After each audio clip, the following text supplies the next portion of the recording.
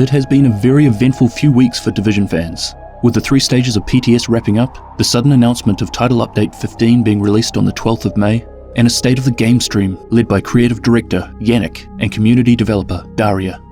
In this video I'm going to cover what was discussed on stream and what we are to expect in this new update, including the new story direction.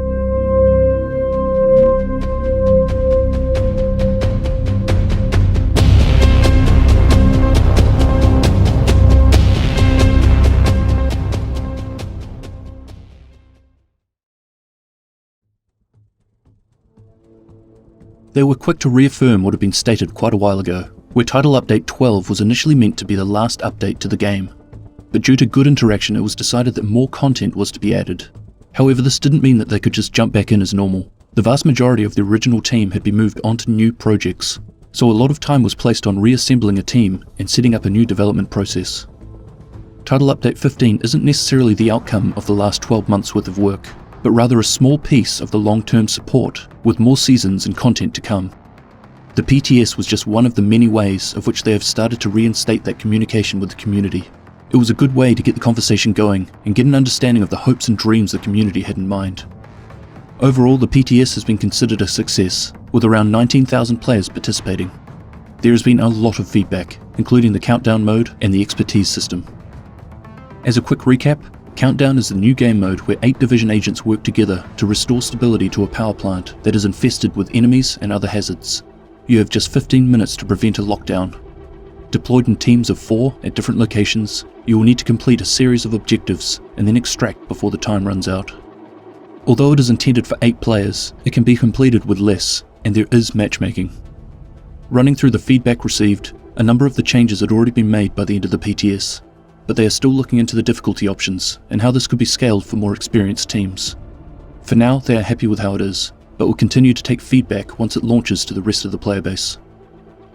Also discussed was the expertise system. This is a new way to upgrade items. Players can build their expertise by using any item in the game. As they use items, they'll become more proficient with them. Once they've maxed out their proficiency rank with any item type, they'll be able to upgrade its base stats. Basically, it's a new way for players to increase their power. The majority of the feedback from the PTS was that it takes too long or costs too many materials to upgrade items. While the costs have been significantly reduced, the expertise system wasn't intended to be another activity that players can power level through. As they stated on the stream, this is to be more of a passive activity, much like the watch. It's more of a slow burn in the background while working on other things. Those in the community screaming out that it's too slow seem to have missed the point. However, the question around why we need to increase our power level when the current difficulty is staying as is something that still hasn't been answered.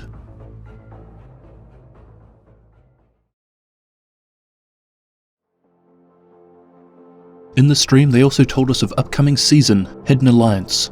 This will feature a new main target, Captain Lewis, as well as 2 new apparel events, new reward track, and an addition to the story. Following the death of Antoine Ridgway, a new leader has risen to take control. They've also set larger goals of moving their operation nationwide. One leader, known as Captain Lewis, has descended upon Washington DC with a mission of his own. Accompanying Lewis will be a number of lieutenants. Castillo, a civilian turned true son, he has a background in engineering and is taking over radio frequencies where he sends out his rants that are being used as a recruiting tool. Daniels, this woman is on a rampage and is assassinating civilians in the streets. Chang, a logistical nightmare that has been so effective in rebuilding supply chains for the True Sons that he's become a major problem. And Xander, who has been randomly torturing and interrogating civilians. It is not known what she is actually looking to find, but she has to be stopped. In their words, the new lieutenants and prime target himself range from monstrous to sympathetic. The ideology and tactics of the True Sons have changed, which in turn starts to alienate some of their most zealous members, while attracting a new wave of cruel opportunists with an eye to join an oppressive army of the powerful. The internal struggles of this new generation of True Sons will shine a light on the complexities of the world in turmoil and will provide the first glance at a new threat rising to prominence. I'm liking the sounds of this. It's like we'll be seeing a more gritty story behind the True Sons and the state of the world around them, rather than the straight good versus evil storyline we've had with a few of the targets up until now. It looks like we'll be getting a bit of depth on the inner workings and complications with the characters and the True Sons organization, as well as what's happening around them. Could almost say it feels similar to some of the stories we were getting in the original game. Although Season 9 will be a direct continuation of where we left off, they use the opportunity to clarify one thing: that FAYE is indeed dead. However, the consequences of what FAYE did will be cleared up. Questions like why did she go rogue, why did she kill the president and then blame the division, these will be answered.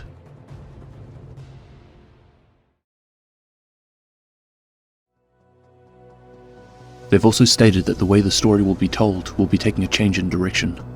The core message and plot of the division will no longer be locked behind a number of collectibles that need to be pieced together in order to understand what is going on.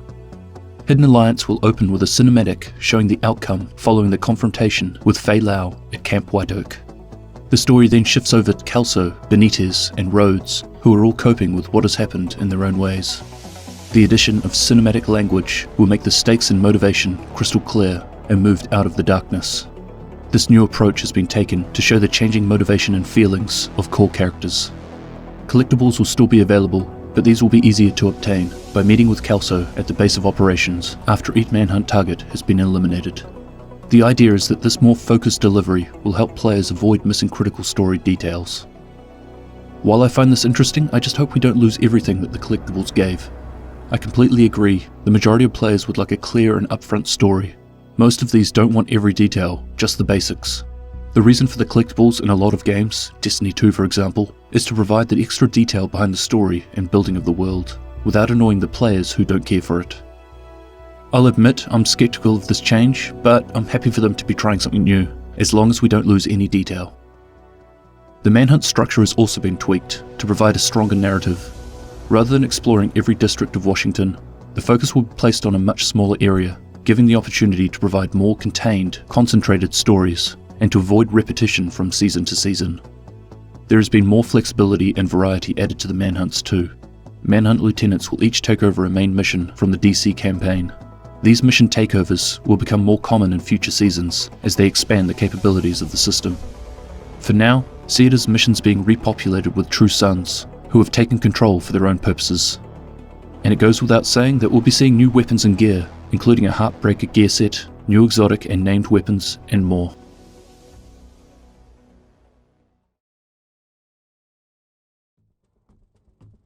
A while ago we were introduced to an intelligence annex that discussed major changes to the specialization system.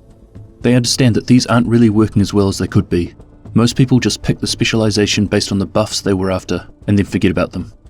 They've been working on a revamp that would have more meaningful choices to be made, to have a larger impact on your playstyle, to have you make choices that force you to gain in something, but miss out on another. So this revamp had always been planned for release with the Title 15 update, but they have decided to push it back until a later update. They aren't quite ready. At the end of the stream they took questions from the community. Now there were a whole bunch of them, so I've only summarized the ones that I've also received a number of questions about over the last 12 months. When will we have crossplay? This is not something they are looking into at the moment.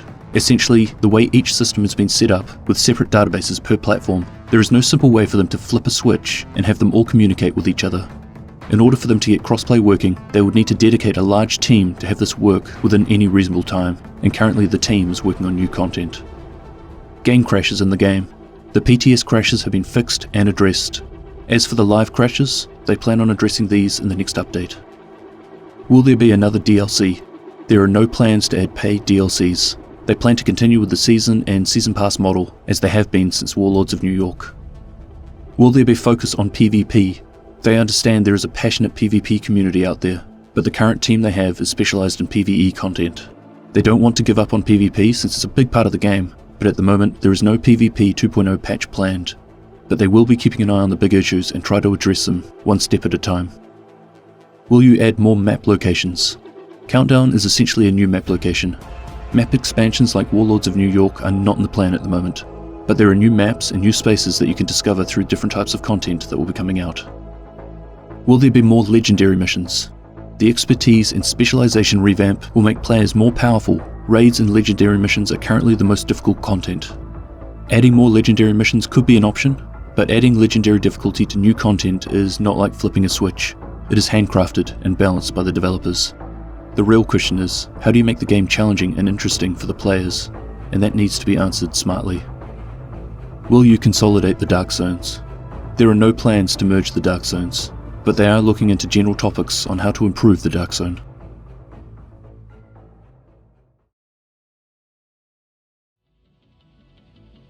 Summing up, on the 12th of May we'll be receiving the following: a new game mode called Countdown, a new leveling system called Expertise, Manhunt Hidden Alliance featuring an alternative way of telling the story and running through the targets, a new season reward track, new items including weapons, gear, exotics, named items, and gear set.